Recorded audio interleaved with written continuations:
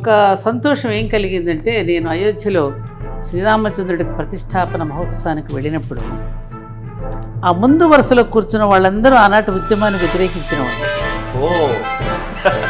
మేము ఉద్యమం చేసిన వాళ్ళంతా వెనక బెంచ్లో కూర్చున్నాం, వ్యతిరేకించిన వాళ్ళంతా ఫ్రంట్ లైన్లో కూర్చున్నారు. అది సుభిక్షంగా రామరాజ్యం అనేటువంటి ఒక మాట ఈరోజు ప్రపంచం మొత్తంలో రాజ్యము అనే దానికి ముందు ప్రీఫిక్స్గా ఎవరిదన్నా ఒక వ్యక్తి పేరు రావాలంటే ఒకే ఒక వ్యక్తి పేరు శ్రీరాముడు. అందరూ చెప్పేది ఒకటే సమాధానం, అయోధ్య. అయోధ్య అయోధ్య ఒక నగరం. మోడీ పరిపాలిస్తున్నటువంటి రాజ్యం ఏది ఇప్పుడు? భారతదేశం మొత్తం. అంతేగాని ఢిల్లీ కాదుగా. ఢిల్లీ అనేది క్యాపిటల్ సిటీ. అట్లాగే శ్రీరాముడు పరిపాలించినప్పుడు శ్రీరాముడి యొక్క క్యాపిటల్ సిటీ, ఆయన సింహాసనం మీద కూర్చున్న స్థలం అయోధ్య. 100 కోట్ల శ్లోకాలతో రామాయణం ఉండేది. 100 కోట్ల శ్లోకాలతో. ఎందుకంటే 11,000 సంవత్సరాల చరిత్ర. మేము శైవ ఆరాధకులమైన ఇంట్లో పేరు మాత్రం రాముణ్ణి శివుణ్ణి ఇద్దరిని ఆరాధించేటువంటి ఒక అలవాటు ఈ దేశంలో.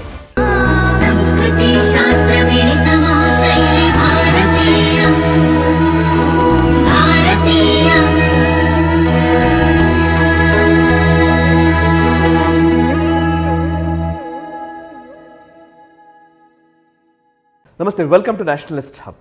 భారతీయం అనే శీర్షిక ద్వారా అనేక మంది ఈ తరానికి మన సనాతన సంప్రదాయాలని లేదా సనాతన ధర్మంలోని వైశిష్ట్యాన్ని, మనదైన మన వారసత్వ సంపదని ఈ తరానికి అందించాలనే ఒక సంకల్పంతో నిష్ణాతులతో, మేధావులతో, పండితోత్తములతో నేను ఒక చర్చా కార్యక్రమంగా దీన్ని ముందుకు తీసుకొస్తున్నాము నేషనలిస్ట్ హబ్ వేదిక ద్వారా.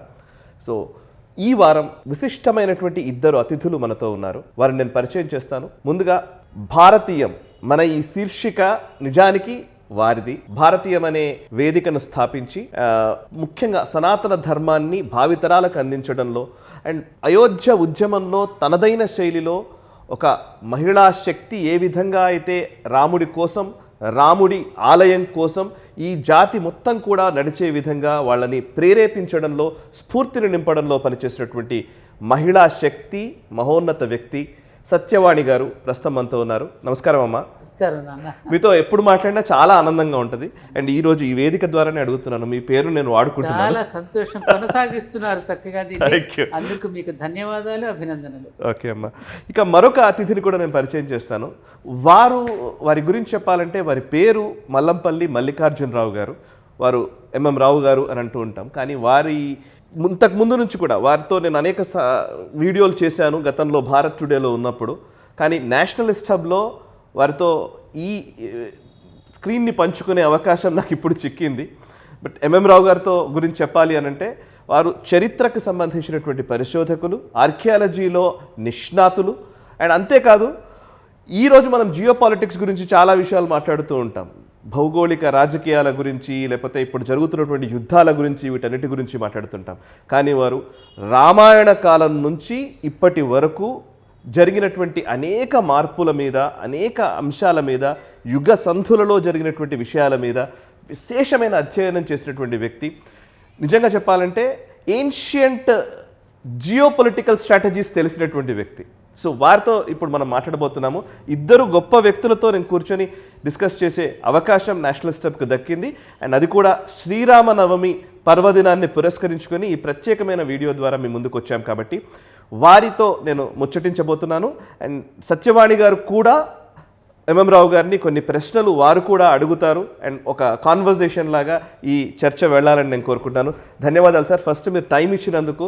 ఈ టైం నిజంగా ఇది రామనవమి వేడుకనే, అంతవరకు చెప్పగలరు కరెక్ట్గా. ఎందుకంటే మీరు రాముడి గురించి సార్వభౌముడు అనే ఒక శీర్షికతోటి అనేక వీడియోలు చేశారు. సుమారు 50 ఎపిసోడ్స్ చేశారా జై జయశంకర్ టీవీ? సో 56 ఎపిసోడ్ల దాకా చేశారు. అండ్ మీరేమో రాముడి కోసం జీవితమే అంకితం చేశారు. సో ఇద్దరితో మాట్లాడే టైం ఇది. సో ఫస్ట్ నేను ఎవరితో మొదలు పెట్టాలి, ఎట్లా అనే క్వశ్చన్ ఉంది కాబట్టి ఫస్ట్ అసలు రామనవమి రోజు అమ్మ సీతమ్మ వారు గురించి మనము ఎన్నో కథలు విన్నాము, ఎన్నో మాటలు మాట్లాడుకుంటాం. ప్రతిసారి మనకి ఇక్కడ ఈ దేశంలో చిన్న పిల్లవాడి దగ్గర నుంచి పెద్దవాళ్ళ వరకు ప్రతి ఒక్కళ్ళకు కూడా ఒక అంటే తండ్రి అన్న, భర్త అన్న, కొడుకు అన్న, రాజు అన్న ఏ మాట చెప్పినా ఏ హోదా అయినా దానికి రాముడే ప్రమాణం. సో అట్లాంటి రాముణ్ణి ఈ సమాజంలో ప్రతి ఒక్కళ్ళు తనలో నింపుకున్నారు. అట్లాంటి ఈ రామ నవమి రోజున మనం ఏం మాట్లాడుకోవాలి? ఫస్ట్ ఎలా స్టార్ట్ చేద్దాం ఈ డిస్కషన్? రాముడి గురించి ఈ తరానికి ఎలా చెప్పాలి? ఎలా చెప్పాలి అంటే, ఇప్పటి వరకు రామాయణాన్ని మన పూర్వం నుంచి కట్టా కొట్టా తెచ్చా ఈ 3 మాటలతోనే సినిమాలు అలాగే తీశారు, కొన్ని కథలు కూడా అలాగే వచ్చాయి. ఇప్పుడున్నటువంటి ఈ ట్రెండ్ ఏదైతే ఉన్నదో ఈ ఆధునిక కాలంలో రాబోయేటువంటి తరానికి రామాయణం అనగానే రాముడిని అనుమానించి కొందరు మాట్లాడటం, సీతమ్మ మీద నిందలు వేశారని ఆ సీతమ్మ మీద ఉన్నటువంటి నిందలను బాపడానికి అనేటువంటి ఒక్క స్టోరీ చుట్టూతోనే అల్లుకున్నది. దానికంటే మించినటువంటి విశేషాలు రామాయణంలో కోకొల్లలుగా ఉన్నాయి. చరితం రఘునాథస్య శతకోటి ప్రవిస్తరం కదా, 1,00,000 కోట్ల శ్లోకాలలో కేవలం 24,000 శ్లోకాలలో ఉన్నటువంటి రామాయణాన్నే మనం చదువుతాం. మనం చదువుకున్న దాంట్లో కూడా కొన్ని అబద్ధాలు చదువుకున్నాం, ప్రక్షిప్తాలు వచ్చేసాయి. ఆ కలుపు మొక్కలన్నీ వేరేసి ఇప్పటికైనా అసలు సిసలైన రామాయణాన్ని ఇప్పుడున్నటువంటి ఆధునిక తరానికి వస్తున్నటువంటి అనేక సందేశాలని నివృత్తి చేయగలగాలి అంటే నా పక్కనే కూర్చున్న ఎంఎం రావు గారు ముఖ్యంగా వారు ఎక్కువగా ఈ సందేహాలని తీర్చగలిగితే మంచిది. ఎందుకంటే వాళ్ళు పరిశోధించారు. ప్రపంచవ్యాప్తంగా అనేక దేశాలు తిరిగి సార్వభౌముడైన శ్రీరామచంద్రుడు ప్రపంచమంతా పరిపాలించినప్పుడు అక్కడ ఉన్నటువంటి చిహ్నాలన్నింటినీ కూడా ఫోటోగ్రాఫ్స్తో కూడా పట్టుకుని వచ్చి దాన్ని చక్కగా మన ముందు ప్రూవ్ చేసి చూపిస్తున్నారు ఆయన. ఆ విషయాలని వారు మాట్లాడతారు.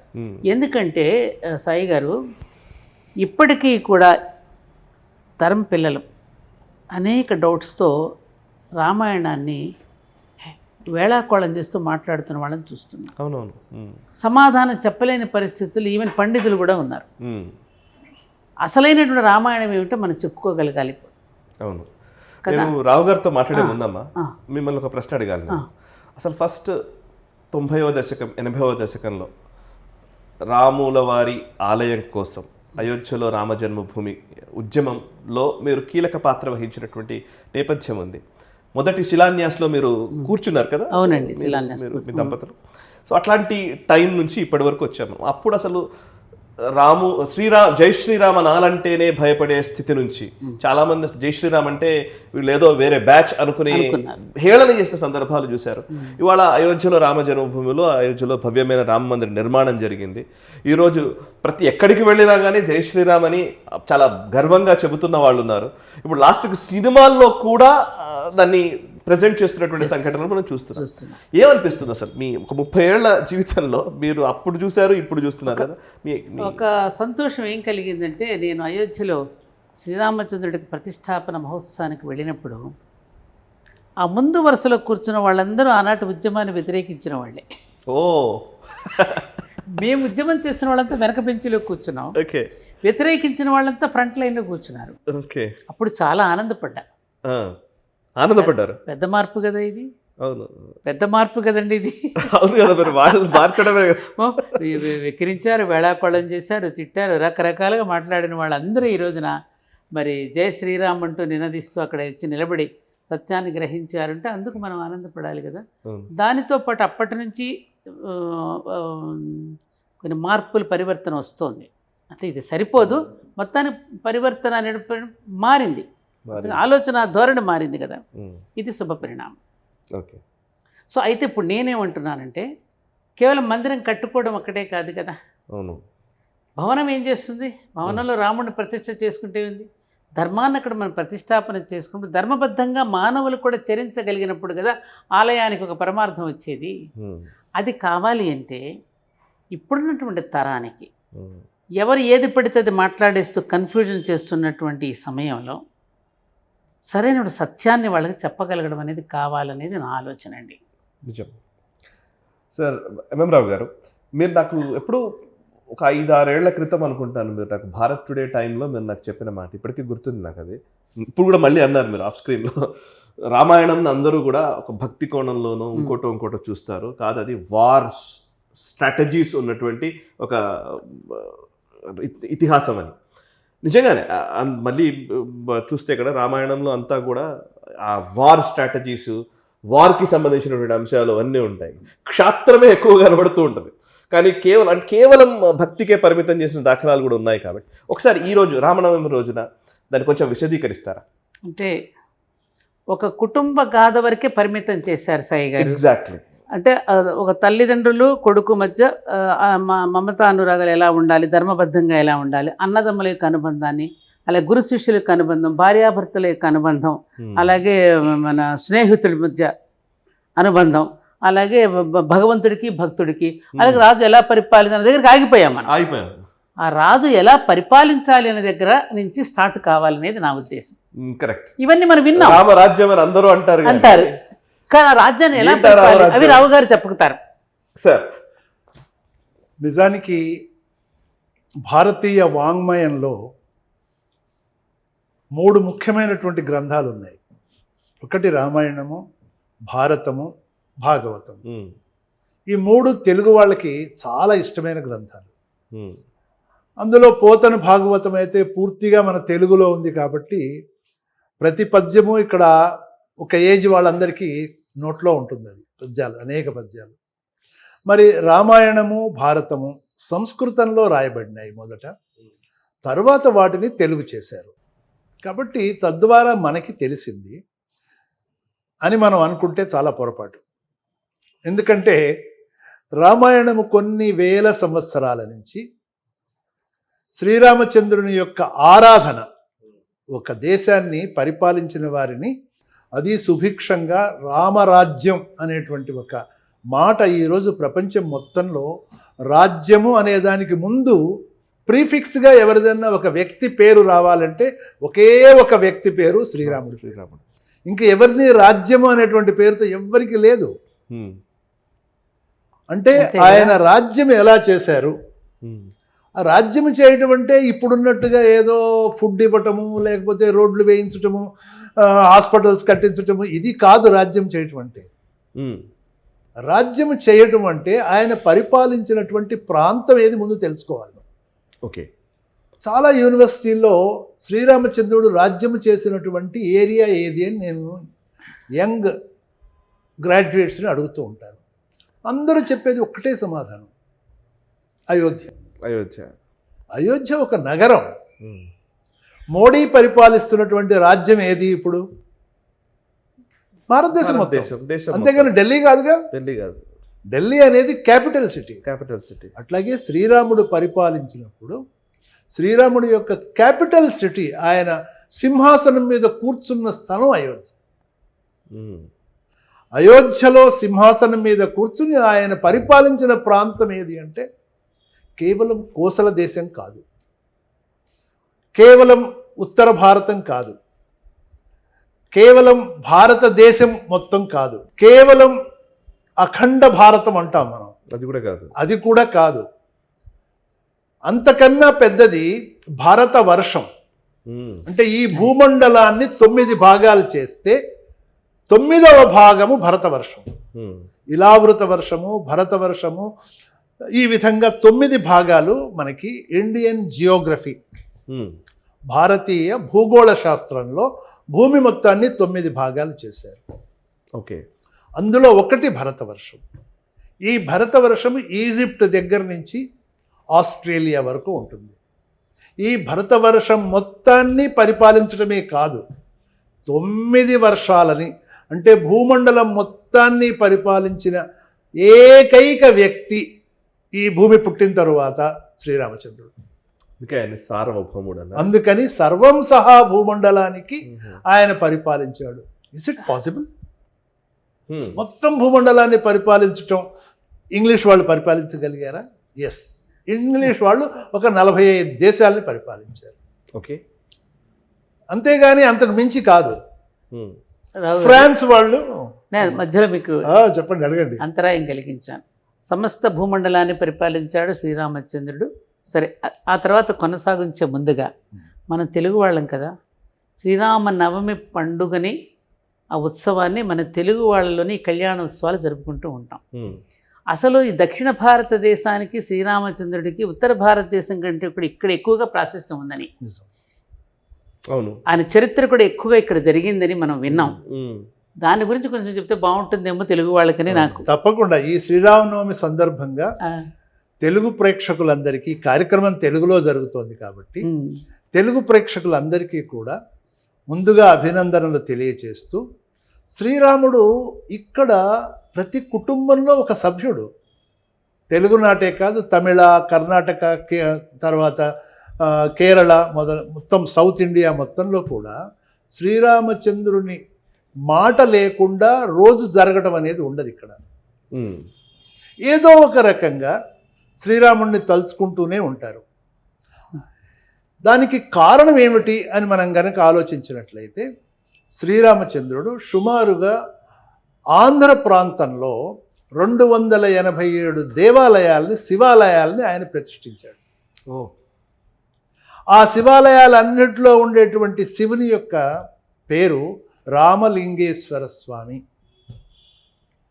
మనకి రామేశ్వరంలో మాత్రమే శివుడు శివలింగాన్ని ప్రతిష్ఠించాడు, అది కూడా యుద్ధానికి వెళ్ళే ముందో లేకపోతే యుద్ధం నుంచి వచ్చిన తరువాతో వివాదం ఉంది, అది తర్వాత పెడదాం. కానీ తరువాత శ్రీరామచంద్రుడు ఆంధ్ర ప్రాంతం మొత్తాన్ని కూడా అనేక మార్లు సీతాదేవి, హనుమంతునితో సహా వారు పర్యటనలు చేశారు. కారణం ఏమంటే, ఆయన సార్వభౌముడు అయిన తరువాత ఈరోజు మన ప్రధాని ఏ విధంగా అయితే ప్రపంచ దేశాలన్నీ వెళ్తూ భారతదేశంలో కూడా ప్రతి ప్రాంతాన్ని సందర్శిస్తున్నారో, అదేవిధంగా శ్రీరామచంద్రుడు ప్రపంచంలోని అన్ని దేశాలకు పర్యటనకు వెళ్ళాడు, తన మంత్రి మండలితో సహా. ఆ దేశాలలో ఇప్పుడు ఎలాగైతే జరుగుతున్నాయో అనేక సంస్థలు, ఆ రోజుల్లో కూడా గ్లోబల్ ఆర్గనైజేషన్స్ ఉన్నాయి. శ్రీరాముడి సమయంలో గ్లోబల్ వాణిజ్యం ఉంది, గ్లోబల్ టైఅప్స్ ఉన్నాయి. ఆ విధంగా అలా వెళుతూ తాను ఉన్నటువంటి ఈ భారతదేశాన్ని ఏమాత్రం విస్మరించలేదు ఆయన. భారతదేశం మొత్తము పర్యటనలు చేశారు, సీతమ్మని వెంట పెట్టుకుని. అలా పర్యటనలు చేస్తూ ముఖ్యంగా ఆంధ్ర ప్రాంతంలో ఆయనకి చాలా అనుబంధం ఉంది. ఎందుకంటే సీతమ్మని రావణాసురుడు ఎత్తుకు వెళ్ళక పూర్వం వారు ఉన్నది గోదావరి తీరంలో. ఆంధ్ర ప్రాంతంలో ఉన్నటువంటి ఖమ్మం జిల్లా, పరిసర ప్రాంతాలు, గోదావరి జిల్లా, శ్రీరామ్ సాగర్ దగ్గర నుంచి శ్రీరామ్ సాగర్ అన్నిటికీ పేర్లు రాముడి పేర్లే ఉంటాయి. ఇక్కడ అనేక ఊళ్ళ పేర్లు రాముడితోనే ప్రారంభమవుతాయి. ఆఖరికి సినిమాల్లో కూడా ఏదన్నా ఒక పల్లెటూరు పేరు పెట్టాలంటే రామాపురం అనేటువంటిది మనకు సహజంగా కనిపిస్తూ ఉంటుంది. ఎందుకంటే ఇక్కడ ప్రజల బ్లడ్లో అది ఉంది, రాముడి యొక్క పేరు స్మరించుకోవడం అనేది ఉంది, రామాపురం. సో మీరు ఇప్పుడు ఇందాక చెప్తున్న దాంట్లో సార్, అంటే ఉత్తర భారతం కంటే కూడా దక్షిణ భారతంలోనే రాముల వారి ప్రాశస్త్యం, అంటే నా పాయింట్ ఏంటి, కళ్యాణం నిర్వహించడం దగ్గర నుంచి ఇవన్నీ ఎక్కువ జరుగుతాయి. డిఫరెన్స్ చెప్తారు ఒకసారి? కారణం ఏమంటే, ఉత్తర భారతంలో ఆయన ఉన్నారు, ఆయన పర్యటనలు ఉత్తర భారతంలో కన్నా దక్షిణ భారతంలో ఎక్కువ ఉన్నాయి ఆ రోజుల్లో. యుద్ధానంతరం, పట్టాభిషేక అనంతరం సీతమ్మని తీసుకుని, సీతమ్మకి ఎక్కువ ఇష్టమైన ప్రాంతాలు దక్షిణ భారత ప్రాంతాలు. ఇంతే కాకుండా అంతకన్నా తెలుగు వారికి సీతమ్మకి చాలా అనుబంధం ఉందంటారు. తెలుగు వారికి సీతమ్మకి చాలా అనుబంధం ఉంది.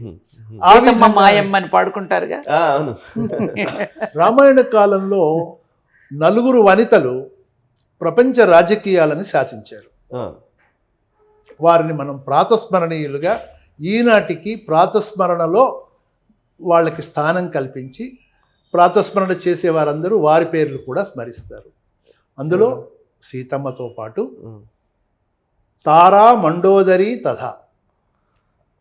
తార వాలి యొక్క భార్య, సుగ్రీవుడి యొక్క భార్య.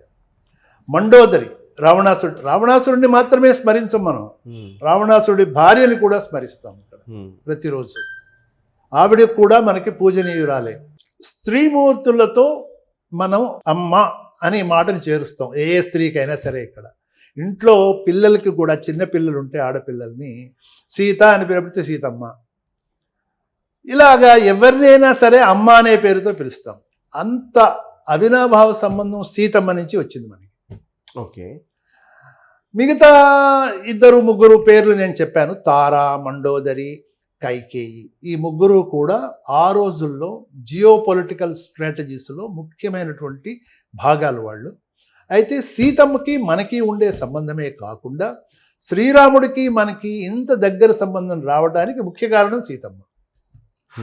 ఎందుకంటే ఆవిడ గోదావరి ప్రాంతాన్ని చాలా ఇష్టపడింది. అంటే మీరు మామూలుగా సీతమ్మ వారిని ఎత్తుకెళ్ళిపోయిన తర్వాత వారు వనవాసంలో ఉండడము, లంకకి వెళ్ళడము, అక్కడి వరకే అందరికీ కథ నిజంగా ఈ రామాయణం గురించి తెలుసు. మీరు అంటున్నది పట్టాభిషేకం తర్వాత వారు వచ్చారని మీరు అంటున్నారు. ఇదంతా రామాయణం, వాల్మీకి రామాయణంలో కోట్ చేసిన. మీరు అడిగింది మంచి ప్రశ్నే. నిజానికి మనకి దొరుకుతున్న వాల్మీకి రామాయణము 24,000 శ్లోకాలు. అవును. శ్రీరాముడు పుట్టినప్పటి నుంచి రాజ్యాభిషేకం జరిగేంత వరకే. అవును. రాజ్యాభిషేకంతో ఇప్పుడు మనకు లభిస్తున్న వాల్మీకి రామాయణము సమాప్తమవుతుంది. అంటే ఉత్తర రామాయణం కూడా ఉంది, అది కొద్దిగానే, అందులో పెద్ద ఎక్కువ విశేషం లేదు. నిజానికి శ్రీరామచంద్రుడు పరిపాలించింది 11,000 సంవత్సరాలు. 11,000 సంవత్సరాలు శ్రీరామచంద్రుడు పరిపాలించాడు. ఆ 11,000 సంవత్సరాలు శ్రీరామచంద్రుడు ఏం చేశాడు? అయోధ్యలోనే కూర్చున్నాడా, లేకపోతే ప్రపంచ పర్యటనలు, భారతదేశ పర్యటనలు, భారత వర్ష పర్యటనలు చేశాడా అంటే అన్నీ చేశాడు ఆయన. ఆ గ్రంథం మొత్తం కూడా 100,000,000 రామాయణం అనేటువంటిది ఉండేది. 100 కోట్ల శ్లోకాలతో రామాయణం ఉండేది. 100 కోట్ల శ్లోకాలతో. ఎందుకంటే 11,000 సంవత్సరాల చరిత్ర, 40 సంవత్సరాల చరిత్ర ఇప్పుడు మనకు దొరుకున్న దాన్ని 24,000 శ్లోకాలతో వాల్మీకి మన ముందుంచారు. మిగతావి కూడా ఆయనే రాశారు. ఆయనతో పాటుగా 108 మంది మహర్షులు, ఆయన కాంటెంపరీస్ అంటాం, ఆయనతో పాటు ఉన్నవాళ్ళు, అత్రి మహర్షి, నారదుడు, ఇలా వీళ్ళందరూ కూడా, హనుమంతుడు, వీళ్ళందరూ రామాయణాలు రచించారు. రావు గారు మర్చిపోయాను మధ్యలో, మరి 32,000 శ్లోకాలే యోగ వాసిష్ఠ్యం శ్లోకాలు ఉన్నాయంటారు కదా, మరి అవి ఉండాలి. మరి దాన్ని బట్టి లెక్క తీసుకుంటే మనకు అర్థమవుతోందిగా. అది ఇప్పుడు అమ్మ చెప్పారు కదా, ఇప్పుడు 32,000 శ్లోకాలు యోగ వాసిష్ఠులు, రామాయణం కన్నా ఎక్కువ కదా మరి. అవన్నీ కూడా కేవలం 2 రోజుల్లో వశిష్ఠ మహర్షి చెప్పినటువంటి శ్లోకాలు. దానికి శ్రీరామచంద్రుడిని తీసుకువెళ్ళటం కోసం విశ్వామిత్రుడు వచ్చాడు రాముడి యొక్క ఆస్థానానికి, దశరథుని యొక్క ఆస్థానానికి. అప్పుడు శ్రీరామచంద్రుడిని పిలిస్తే శ్రీరామచంద్రుడు బాలుడు, 12 సంవత్సరాలు వచ్చాడు. అప్పటికి విద్యాభ్యాసం పూర్తయి ప్రపంచ పర్యటన చేసి తిరిగి వచ్చాడు. విద్యాభ్యాసం అయిన తర్వాత బ్రిటిష్ వాళ్ళకన్నా ముందు మన దేశంలో ప్రతి విద్యార్థి దేశ పర్యటన చేయాలి. దాన్నే ఆ తర్వాత కాలాల్లో కాలేజీల్లో ఎక్స్కర్షన్స్, పిక్నిక్స్, ఇండస్ట్రియల్ పిక్నిక్స్ అని, ఈ విధంగా ఏ సబ్జెక్ట్లో ఉన్న వాళ్ళకి ఆ సబ్జెక్ట్లో ఉన్న దేశంలో ఉన్న స్థలాల్ని విజిట్ చేసి రావడం అనేది ఉండేది. ఈ రోజుల్లో లేదు, అది పోయింది. అది నా చిన్నప్పుడు ఉండేది ప్రతి కాలేజీలో కూడా. ఆ విధంగా గురుకులాల్లో విద్యాభ్యాసం అయిన తర్వాత వాళ్ళు నేర్చుకున్న విద్య దేశంలో ఎక్కడెక్కడ ఎలాగా చలామణిలో ఉంది, దానిలో ఉన్న ఇతర విషయాలు ఏమిటి, గురుకులంలో నేర్పని ప్రాక్టికల్గా ఉండే విషయాలు ఏవి తెలుసుకునేందుకు దేశ పర్యటన చేసేవారు. క్షత్రియులైతే ప్రపంచ పర్యటనలు చేసేవారు. ప్రపంచ దేశాలలో అక్కడ పరిపాలనా విధానాలు ఏ విధంగా ఉన్నాయి, ఆ దేశాలలో ఏ విధమైనటువంటి ప్రజలు ఏ విధంగా రాజుల్ని ఎక్స్పెక్ట్ చేస్తున్నారు, వాళ్ళు ఏ విధంగా పరిపాలిస్తున్నారు, అందులో ఉన్న మెరిట్స్ ఏంటి, డిమెరిట్స్ ఏంటి, ఇవన్నీ తెలుసుకోవడానికి శ్రీరామచంద్ర, లక్ష్మణ, భరత, శత్రుఘ్న సహితంగా ఆయన ప్రపంచం మొత్తం పర్యటన చేసి వచ్చి ఉన్నాడు. దశరథ మహారాజు ఆస్థానంలో విశ్వామిత్రుడు పిలిచినప్పుడు, వచ్చినప్పుడు విశ్వామిత్రుడు అడుగుతాడు, రామ నీ ముఖం అలా వాడిపోయి ఉందేంటి అనగానే దశరథుడు సమాధానం చెప్తాడు, ఇలా ప్రపంచ పర్యటన చేసి వచ్చి 6 నెలలైంది, 6 నెలల నుంచి శ్రీరాముడు భోజనం చేయట్లేదు సరిగ్గా, బట్టలు సరిగ్గా వేసుకోవట్లేదు, రాజోచితమైనటువంటి ఏ కార్యక్రమంలోనూ పాల్గొనటం లేదు. నేను నిన్ను అడిగానా, నీ కుమారుడిని అడిగాను రాముడిని, నువ్వెందుకు సమాధానం చెప్తావు, ఆయన్ని సమాధానం చెప్పని అని చెప్పి విశ్వామిత్రుడు అడిగితే శ్రీరాముడు కొన్ని ప్రశ్నలు వేశాడు. ఏమంటే, మహర్షి మేము ఇప్పుడు రాజు అవుతాను, తర్వాత దశరథ మా తండ్రి గారి తర్వాత నేను రాజు అవుతాను. రాజు అయిన తర్వాత నేనేం చేయాలి? మా తండ్రి గారు 13,000 సంవత్సరాలు బతికారు. ఇప్పటికీ 13,000 సంవత్సరాల పాటు ఆయన చక్కగా రాజ్యం చేసిన తర్వాత ఇంకా నేనేం చేయాలి? అలాంటప్పుడు నేను రాజు ఎందుకు అవ్వాలి? నేను నా స్వయంగా నా శరీరానికి సంబంధించిన యోగమో ఏదో చేసుకుంటూ ఉంటాను. కాదు, ప్రజలందరినీ మళ్ళీ నేను సంస్కరించాలి అన్నట్టయితే ఒకవేళ నేను 1000 సంవత్సరాలు 2000 సంవత్సరాలు కష్టపడి ప్రజలందరినీ సంస్కరిస్తాను. 13,000 సంవత్సరాల మా తండ్రి పరిపాలనలో సంస్కరింపబడనటువంటి ఈ ప్రజలు నా పరిపాలనలో మళ్ళీ సంస్కరింపబడతారని నమ్మకం ఏముంది? కాబట్టి నేను ఎందుకు వాళ్ళ కోసం నా టైంని వేస్ట్ చేసుకోవాలి? ఓకే, ఎలాగైనా రాజు అయినా రాజు కాకపోయినా నేను ప్రజల కోసం ఎందుకు పాటుపడాలి? ఈ ప్రజలు మారని ప్రజలైతే అంటే అప్పుడే ఉందన్నమాట ఇది. అప్పుడే ప్రజలు కరప్ట్ ప్రజలు. అవును. ప్రజలు అన్ని కాలాల్లోనూ ప్రజలు ఒకే రకంగా ఉంటారు. ఒక కాలంలో పూర్తిగా సత్సంగంతో ఉండేటువంటి ప్రజలు ఉంటారు అనుకోవడం చాలా పొరపాటు ప్రపంచం మొత్తంలో. కాబట్టి ఈ విధంగా అన్నప్పుడు వశిష్ఠుడు అక్కడ ఉన్నారు. విశ్వామిత్రుడు చెప్పాడు, మహర్షి ఇదే ప్రశ్న మనం ఒకప్పుడు బ్రహ్మ మనకు కనిపించినప్పుడు అడిగాము. అప్పుడు ఆయన చెప్పిన సమాధానం మీరు చెప్పొచ్చు కదా శ్రీరాముడికి, ఎందుకంటే ఆయన గురువు శ్రీరాముడికి. అంటే అలాగే అని చెప్పి మర్నాడు నుంచి ప్రారంభిస్తారు. 2 రోజుల పాటు ఆ ప్రసంగం జరుగుతుంది. 32,000 శ్లోకాలలో శ్రీరాముడి ప్రశ్నకు వశిష్ఠుడు సమాధానం చెప్తాడు. కానీ ఈ 32,000 శ్లోకాలు ఇందాక మీరు చెప్పినటువంటి వాల్మీకి రామాయణం 24,000 శ్లోకాల్లో భాగం కాదు. కరెక్ట్. ఇలాంటివి ప్రతి ఒక్క సంఘటనలో కొన్ని వేల శ్లోకాలతో అలా చూసుకుంటే చాలా పెద్ద 1,00,000 కోట్లు, శతకోటి, 100 కోట్ల. ఈ 100 కోట్ల మొత్తం రామాయణము మనకి ఫ్రాగ్మెంట్ అయిపోయింది. మనకు స్వతంత్రం రాగానే మన ప్రభుత్వం చేయవలసిన పని ఏమిటంటే శతకోటి రామాయణము శ్రీరాముడి యొక్క 40వ సంవత్సరం నుంచి ఆయన ఆయుష్ పూర్తి అయిన తర్వాత ఆయన కాలం పరిసమాప్తి అయ్యేంత వరకు వారు ఎక్కడెక్కడికి వెళ్ళారు, ఏ దేశాలకు వెళ్ళారు, ఎలా పరిపాలించారు, ప్రపంచ ప్రజలంతా ఆయన్ని ఎందుకు సార్వభౌముడుగా అంగీకరించారు అనే దాని మీద పరిశోధనలు జరగాలి. కానీ ఈనాటికి అసలు ఆ యాంగిల్లో ఆలోచించడమే ప్రారంభం కాల ఎక్కడ. అంటే ఇప్పుడు మీరు అడిగిన ప్రశ్న మీరు అన్న తర్వాత మీరే మాట్లాడుతున్నారు. మీకు ఒక విషయం చెప్తాను. నేను ఈ మధ్యన కేరళ వెళ్ళొచ్చాను రావు గారు, మీకు తెలిసే ఉంటుంది. శ్రావణ మాసాన్ని వాళ్ళు రామ మాసము అని పిలుస్తారు. అక్కడ రామ లక్ష్మణ భరత నలుగురికి ఆలయాలు ఉన్నాయి. మనం ఎలా అయితే ఇక్కడ పంచారామాలని ఒక రోజులో ఎలా అయితే దర్శించుకుంటామో ఆ శ్రావణ మాసంలో ఈ 4 ఆలయాలని ఒకే రోజులో దర్శించుకునే సంప్రదాయం ఉంది. నిజమా రావు గారు? నిజం. అంటే దక్షిణ భారతదేశంలో మొత్తం ప్రతి ఇంట్లో కూడా రామాయణ పారాయణ జరుగుతుంది ఒక నెల రోజుల పాటు. ఓకే, సో అయితే ఒక విషయం ఉంది సార్. ఇప్పుడు మీరు ఇందాక చెప్పిన దాంట్లో 13,000 సంవత్సరాలు శ్రీరామచంద్రుడు పరిపాలించాడు అని చెప్తున్నారు. 11,000 13,000 దశరథుడు. సో 11,000 సంవత్సరాలు అంటే ఈ జనరేషన్కి ఇప్పుడున్న వాళ్ళకి అసలు 11,000 సంవత్సరాలు ఎలా బతికాడు? ఇట్లాంటి ఒక సింపుల్ క్వశ్చనే వస్తుంది ఎవరైనా.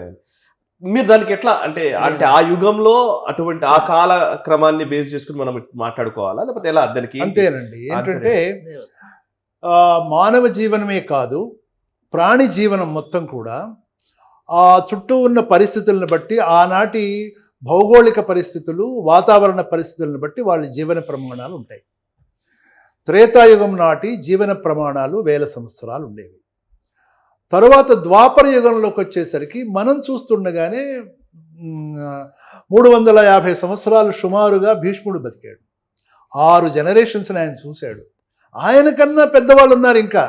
భీష్ముడు యుద్ధం చేస్తున్న సమయంలో ఆయనతో పాటే యుద్ధం చేస్తూ ఆయన తండ్రి శంతన మహారాజు యొక్క తమ్ముడు భూరిశ్రవుడు అని ఉన్నాడు.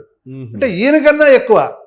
ఆ భూరిశ్రవుడు పరిపాలించే ప్రాంతము ఈ రోజు ఉన్నటువంటి ఆఫ్ఘనిస్తాన్.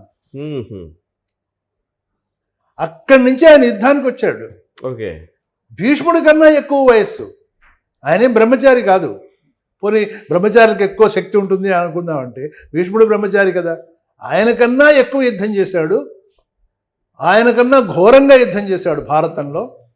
ఆయన కన్నా ఎక్కువ వయస్సు కలిగిన వాళ్ళు. ఎంత? 5,000 సంవత్సరాల క్రితం మహాభారతం జరిగి 5,000 సంవత్సరాల క్రితం. రామాయణం ఎన్ని సంవత్సరాల క్రితం జరిగింది సార్? రామాయణము ఒక్కొక్కరు ఒక్కో డేట్ చెప్తున్నారు. 2 పద్ధతులు ఉన్నాయి. అది వాల్మీకి చెప్పినవి. అది ఈ యుగం, ఈ మహాయుగంలో జరిగితే 1,80,000 సంవత్సరాలు. అంటే మన కలియుగం ఇప్పుడు 5,000 సంవత్సరాల నుంచి, దీనికి ముందు ద్వాపర యుగము, దానికి ముందు త్రేతాయుగము. ఆ త్రేతాయుగంలో జరిగినది అని మనం చెప్పుకునేట్లయితే 1,80,000 సంవత్సరాలు కాదు. 24వ మహాయుగం, ఇప్పుడు 27వ మహాయుగం జరుగుతుంది. 24వ మహాయుగంలో శ్రీరాముడు రాసినటువంటి అని కొన్ని గ్రంథాలలో మనకి. అలా అయితే 1 కోటి పైన. సరే రావు గారు, డైవర్ట్ చేస్తున్నాను అనుకోకండి. చెప్పండి. మనం ముఖ్యంగా ఈరోజు శ్రీరామ నవమి సందర్భంగా ఇప్పటి తరానికి కొన్ని విషయాలు అందించాలని అనుకుని కదా మనం మాట్లాడుకుంటున్నాం. అదే ఇప్పుడు దీని గురించి ఇన్ని వేల సంవత్సరాల దాని గురించి అప్పుడున్నటువంటి ఆ యుగంలో బ్రతికినటువంటి ఆ జీవన విధానాన్ని బట్టి వాళ్ళ ఆయు ప్రమాణాలు ఎంత ఉంటాయి రావు గారు చెప్పారు. ఏ రావు గారు? అవునమ్మా, ఒక్కొక్క యుగంలో ఉండేటువంటి భౌగోళిక పరిస్థితులను బట్టి, వాతావరణ పరిస్థితులను బట్టి ఆయు ప్రమాణాలు పెరుగుతాయి. ఇప్పుడు మనకి ఆయు ప్రమాణము మాక్సిమం 100 ఏళ్ళు. అవును. ఆ 100 కూడా మనం మెడిసిన్స్ ద్వారా బతుకుతున్నాం. మెడిసిన్స్ లేకుండా 40 ఏళ్ళు, 50 ఏళ్ళు, 60 ఏళ్ళకే హార్ట్ అటాక్స్ వస్తున్నాయి, చనిపోతున్నారు. మోడ్రన్ మెడిసిన్ మనకి నిజంగా ఏదైనా చేసింది అంటే కేవలము బాల్యంలో శిశు మరణాలు తగ్గించింది, తర్వాత ప్రసవ కాలంలో స్త్రీ మరణాలు తగ్గించింది తప్పితే ఆయు ప్రమాణాన్ని పూర్తిగా పెంచడం జరగలేదు. సార్ అయితే ఓకే, మీరు అన్నట్టుగా ఫస్ట్ అసలు తెలుగు రాష్ట్రాలకు కన్ఫైన్ అవుదాం. ఒకసారి తెలుగు రాష్ట్రాల్లో ఉన్నటువంటి రాముల వారి ఆలయాలు, రాముడు ప్రతిష్ఠించిన శివాలయాల దగ్గర నుంచి అన్ని ఆలయాలు, ఆయన నడయాడినటువంటి ప్రాంతాలు, వాటికి సంబంధించిన వివరాలు చెప్తారా ఏమన్నా? ఇందాకే మనం అనుకున్నాము, శ్రీరాముడికి సీతమ్మ తల్లికి ముఖ్యమైనటువంటి అతి ఇష్టమైనటువంటి ప్రాంతం మన ఆంధ్ర ప్రాంతం. ఎందుకంటే వారు ఇక్కడ ఒక 10 సంవత్సరాల పైన గోదావరి తీరంలో ఉన్నారు. ఒక వ్యక్తి ఒక 10 సంవత్సరాలు ఒక ఏరియాలో ఉంటే వారికి ఒక అనుబంధం ఏర్పడుతుంది ఆ ఏరియాతో. గోదావరి తీరంలో ఉన్నారంటే కేవలం గోదావరి తీరంలో మాత్రమే లేరు, చుట్టుపక్కల అన్ని మొత్తం వారు తిరిగారు. దానికి ఆధారాలు ఏమున్నాయి అనేది మనం తెలుసుకుంటే చాలా బాగుంటుంది. మనకి తెలుగులో రాముణ్ణి ఎంతగా ఆరాధిస్తాము, ఎంతగా ప్రేమిస్తాము అంటే 287 రామాయణాలు తెలుగులో రాసినవి నా దగ్గర నోట్ చేసి ఉన్నాయి. వాటి పేర్లు, వాటి రచయిత పేరు. 287 ఎక్కడ ఉత్తర భారతంలో లేవు రామాయణం. 287 మంది కవులు, పండితులు రామాయణాన్ని తెలుగులో రాశారు. పద్యంలో కానీ, గద్యంలో కానీ, లేదా నాటక రూపంలో కానీ, ఈ విధంగా. అందులో ముఖ్యంగా మన తెలుగులో ముఖ్యమైనటువంటి కవులు ఎవరు? ప్రారంభం నుంచి నన్నయ్య, తిక్కన, ఎర్రాప్రగడ ముగ్గురు ఏమి రాశారు అంటే అందరికీ తెలిసిన విషయం ఏంటంటే భారతం రాశారు కాదు, వాళ్ళు రామాయణం కూడా రాశారు. ఓకే. నన్నయ్య మొట్టమొదటగా రామాయణాన్ని రాఘవాభ్యుదయము అనేటువంటి పేరుతో రాశారు నన్నయ్య. అదేవిధంగా తిక్కన సోమయాజి నిర్వచనోత్తర రామాయణము రాశారు. మరి ఎర్రాప్రగడ కూడా రామాయణం రాశారు. ఈ విధంగా మనకి త్రిమూర్తులు మన తెలుగులో మొట్టమొదటి నుంచి భారతాన్ని రచించినటువంటి ముగ్గురు మహాకవులు మహాభారతంతో పాటు రామాయణం రచించారు. అంతేకాదు ఆ తరువాత వచ్చిన ప్రతి కవి కూడా ఇక్కడ రామాయణం రచించందే కవి కాడు అనేది ఒక సామెత మన దేశంలో. ఏమి రచించండి, ఏదైనా రచించండి, కానీ రామాయణం రచించండి. అదే నానుడితో విశ్వనాథ సత్యనారాయణ గారు కూడా ఈ మధ్య కాలంలో 60s 70s చక్కగా రామాయణ కల్పవృక్షము రాశారు. మాకు ఒక అనుబంధం ఉంది విశ్వనాథ వారితో. అదేంటంటే వారు ఏది రాసినా సరే వారి రచనలన్నీ రాసినది రాయసగాడు మా చిన్నాన్నగారు, నల్లంపల్లి శరభయ్య శర్మ గారని రాజమండ్రిలో ఉండేవారు. అలాగే వారి రామాయణ కల్పవృక్షం మొత్తము కూడా రాయటం అయిన తర్వాత మా ఇంట్లోనే మచిలీపట్నంలో మా నాన్నగారులు మొత్తం అందరూ 6 అన్నదమ్ములు, వారందరినీ కూర్చోబెట్టి దీని యొక్క మొత్తం వినిపించి దీన్ని పరిష్కారం చేయడం, ఎక్కడ తప్పులు ఉన్నాయి, ఎక్కడ ఒప్పులు ఉన్నాయి, ఎక్కడ ఇంకా ఎక్కువ మార్పు చేయాలనేది మా ఇంట్లో ప్రూఫ్ రీడింగ్ మా ఇంట్లో జరిగింది. ఆ తర్వాత దాన్ని వారు ప్రింట్ చేశారు రామాయణ కల్పవృక్షాన్ని. అంతేకాదు మనకి అతి బాగా ఇష్టమైనటువంటి రామాయణ ఒక మ్యూజికల్ ఒక పాట సుందరకాండ. ఎవరు రాశారో మీకు తెలుసు, ఎంఎస్ రామారావు గారు. ప్రతి ఇంట్లోనూ ఏ కార్యక్రమం జరిగినా ప్రతి దేవాలయంలో సుందరకాండ వింది. ఆ సుందరకాండ కూడా మా ఇంట్లోనే కూర్చుని ఎంఎస్ రామారావు గారు మా నాన్నగారికి మొత్తం వినిపించి దానిలో పరిష్కారాలు చేయించారు. నాకు ఈ విషయం ఎప్పుడో చిన్నప్పుడు, చాలా చిన్నవాడిని నేను, అలాగే నేను ఎక్కువ ఇంట్లో లేను. కానీ ఈ మధ్యనే సుందరకాండ పుస్తకం ఒకటి నాకు చేతికి ఇచ్చారు ఎవరో. ఆ పుస్తకం మొదటి పేజీ తిప్పంగానే మా నాన్నగారి ఫోటో ఉంది అందులో. అందులో వారు మా నాన్నగారి కృతజ్ఞతలు చెప్తూ ఎంఎస్ రామారావు గారు చేశారు. అంటే మా నాన్నగారి పేరు రామలింగేశ్వర శర్మ. మేము శైవ ఆరాధకులమైన ఇంట్లో పేరు మాత్రం రాముణ్ణి శివుణ్ణి ఇద్దరిని ఆరాధించేటువంటి ఒక అలవాటు ఈ దేశంలో. అలాగే 287 రామాయణాలు ఆంధ్ర ప్రాంతంలో రాశారే, వీళ్ళందరూ వైష్ణవులు కాదండి, నిలువుబొట్టు పెట్టుకునేటువంటి వైష్ణవులు కాదు. అందరూ చక్కగా అడ్డబొట్టు పెట్టుకుని శైవులే రామాయణాలను రచించారు ఇక్కడ. అంతేగాని ఏదో వైష్ణవులు రామాయణాన్ని రచించారు అనుకోవడానికి ఏమి లేదు ఇక్కడ. అంటే శివభక్తులైనటువంటి వాళ్ళందరూ రాముణ్ణి ధ్యానించారు. ఈ విషయం మనం ముఖ్యంగా మన ప్రజలందరికీ తెలుసుకోవాల్సిన విషయం ఏంటంటే, శివుడు వేరు, విష్ణువు వేరు, రాముడు వేరు, వీళ్ళ మధ్య ఒకరికొకరు ఆరాధించుకున్నారు. ఇది ఆంధ్ర ప్రాంతంలో ఉన్నటువంటి ప్రజల హృదయాల్లో ఎంతో నచ్చింది.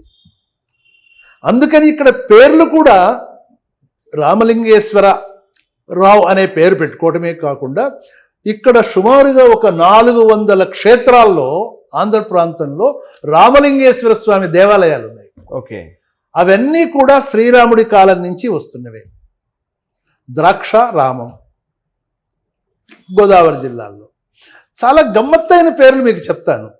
సఖినేటిపల్లి పశ్చిమ గోదావరి జిల్లాలో. సఖినేటిపల్లి ఆ పేరు ఎలా వచ్చింది అనేది అక్కడ చరిత్రను ఆలోచిస్తే, శ్రీరాముడు, సీత, హనుమంతుడు ఆ గ్రామానికి వెళ్ళారు. ఆ గ్రామం నుంచి మనం మళ్ళీ తిరిగి ఎప్పుడు బయలుదేరాలి అని సీతమ్మ వారు శ్రీరాముడిని అడిగింది. సఖి నేటిపల్లె ఇదే మనకి. అదే మాట ఆ ఊరికి పేరైంది, సఖినేటిపల్లి. మా పక్కన హనుమాన్ జంక్షన్. ఆ తర్వాత మనకి కృష్ణా జిల్లా నుంచి పశ్చిమ గోదావరి జిల్లా ఏలూరు వెళ్ళే దారిలో హనుమాన్ జంక్షన్, అక్కడికి నేను 2 సార్లు వెళ్ళి పరిశోధన చేసి దాని ఫోటోలతో సహా తీసుకుని వచ్చాను.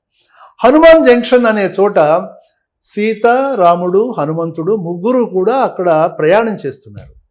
అక్కడ ఉన్నటువంటి కథ ఏంటంటే, అక్కడ ఉన్నటువంటి స్టోరీ లేకపోతే ఐతిహ్యం, ఇతిహాసం అక్కడ ఉన్నటువంటిది. ప్రయాణం చేస్తూ ఉంటే మరి ఇంటికి వివాహానికి వెళ్ళాలి సీతారాములు. ఆ వివాహానికి వెళ్ళే సమయంలో అరే ఉట్టి చేతులతో ఎలా వెళ్తాము, ఏదైనా తీసుకువెళ్ళాలి కదా వివాహానికి. ఇవాళ కూడా గిఫ్ట్లు తీసుకెళ్తారు కదా. మరి ఆ రోజుల్లో ఏం చేసేవారు అంటే, ఒక 40-50 సంవత్సరాల క్రితం, శ్రీరాముడి సమయం నుంచి ఒక 50 సంవత్సరాల క్రితం వరకు ఒకటే అలవాటు ఉండేది. ఎక్కడ వివాహం జరిగినా వారి ఇంట్లో కానీ వారి పొలంలో కానీ ఉన్నటువంటి అనేక తినేటువంటి పదార్థాలని, పండ్లని, పూలని, కూరగాయలని అన్నీ తీసుకువెళ్ళి ఆ పెళ్లి ఇంట్లో ఇచ్చేవారు. ఇదేంటి ఒకరోజు పెళ్ళే కదా, ఒకరోజు పెళ్ళికి ఇవన్నీ ఏం చేసుకుంటారంటే చాలా పొరపాటు. పెళ్ళిళ్ళు మన దేశంలో 16 రోజుల పాటు జరిగేవి. కాబట్టి ఇంటికి వచ్చిన వాళ్ళు 16 రోజులు ఉండేవారు పెళ్లి తర్వాత. అందుకని వాళ్ళకి ఇంట్లో కావాల్సిన సామాన్లన్నీ ఇచ్చేందుకు రకరకాల. మీరు పెళ్లి అన్నారు కాబట్టి ఒక విషయం గుర్తు చేయాలి ఇక్కడ. తెలుగువారి ఇళ్లలో మాత్రమే పెండ్లి పీటల మీద, పెళ్లి మండపంలో సీతారాముల యొక్క ఫోటో పెట్టుకునే పెళ్లి చేస్తారు. మన ఇళ్లలోనే జరుగుతుంది, తెలుగువారి ఇళ్లలో. మండపంలో తప్పకుండా వాళ్ళ ఫోటో పెట్టుకుని కళ్యాణం జరుగుతుంది. ఇది తెలుగు వాళ్ళకి రాముడు, సీతారాముడు అంటే ఎంత ఇదో, ఆ హనుమాన్ జంక్షన్లో ఉన్నటువంటి ఆ సన్నివేశం ఏంటంటే, ఒక పెద్ద 18 అడుగుల హనుమంతుడి యొక్క విగ్రహం ఉంటుంది. వెనకాల తోకకు పెద్ద అరటిగల కట్టి చుట్టుబడి ఉంటుంది.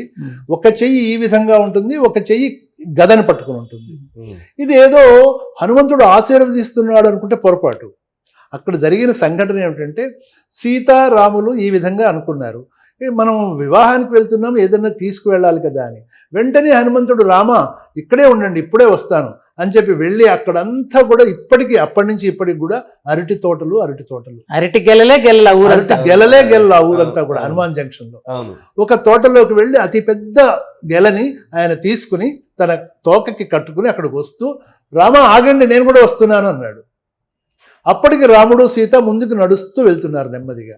ఒక్కసారిగా హనుమంతుడు పిలిచేసరికి ఇద్దరు వెనక్కి తిరిగారు, ఎవరికి వాళ్ళు. సహజంగా సీతమ్మ రాముడికి ఎడం పక్కన ఉంటుంది, కానీ అలా వెనక్కి తిరిగేసరికి, ఎవరికి వాళ్ళు వెనక్కి తిరిగేసరికి సీతమ్మ శ్రీరామచంద్రుడికి కుడి పక్కన ఉంటుంది. ఎక్కడైనా సరే శ్రీరామచంద్రుడికి సీతమ్మ కుడి పక్కన ఉండడం ఎక్కడా ఉండదు, అన్ని చోట్ల ఎడం పక్కనే ఉంటుంది. కానీ ఒక్క హనుమాన్ జంక్షన్లో మధ్యలో రోడ్డు ఉంటుంది, ఇటుపక్క హనుమంతుడు పెద్ద విగ్రహం 18 అడుగులు, ఇటుపక్కన ఒక చిన్న గుడి, శ్రీరాముడు సీతమ్మ ఇద్దరు ఉంటారు. వాళ్ళిద్దరూ హనుమంతుడిని చూస్తూ ఉంటారు.